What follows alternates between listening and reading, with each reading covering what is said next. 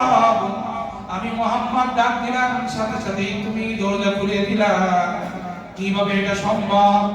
আবু বকর রাদিয়াল্লাহু তাআলা বলেন, ও পয়গম্বর, আজ থেকে 6 মাস পূর্বে আপনি বলেছিলেন দ্বীনের জন্য, ইসলামের জন্য নিজের বাড়ি, নিজের ভিটা বাড়ি থেকে ত্যাগ করে ইজ্জত করা লাগতে পারে। আবু বকর, তুমি প্রস্তুত থেকে? সুবহানাল্লাহ।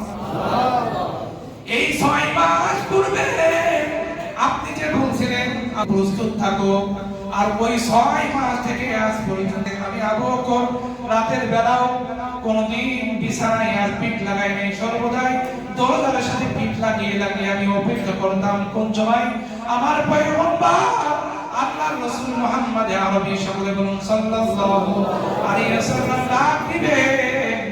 আর ডাক দেওয়ার সাথে সাথে যদি আমি দরজা না খুলতে পারি, আমার পয়গম্বরের কষ্ট হবে। এই ব্যথায় আমি রাতের বেলায় 6 মাস যাবত বিছানায় পিঠ দেই না। সুবহানাল্লাহ। এমন মহব্বত, ভালোবাসা আবু বকর রাদিয়াল্লাহু তাআলা আল্লাহর রাসূলের করেছেন যে আল্লাহর রাসূলের সামান্য একটু কষ্ট হবে আর আমি আবু বকর এখানে জিন্দা থাকবো। এরকমই মহব্বত প্রত্যেকটি সাহাবীরা করেছেন। হুযায়ফাতুল ইয়ামান রাদিয়াল্লাহু তাআলা পারস্য সম্রাটের দরবারে গেছেন, দাওয়াত করেছেন, মেহমানদারির ব্যবস্থা করেছেন, খাবার দিয়েছেন। একটা লোকমা পড়ে গেছে, হযরত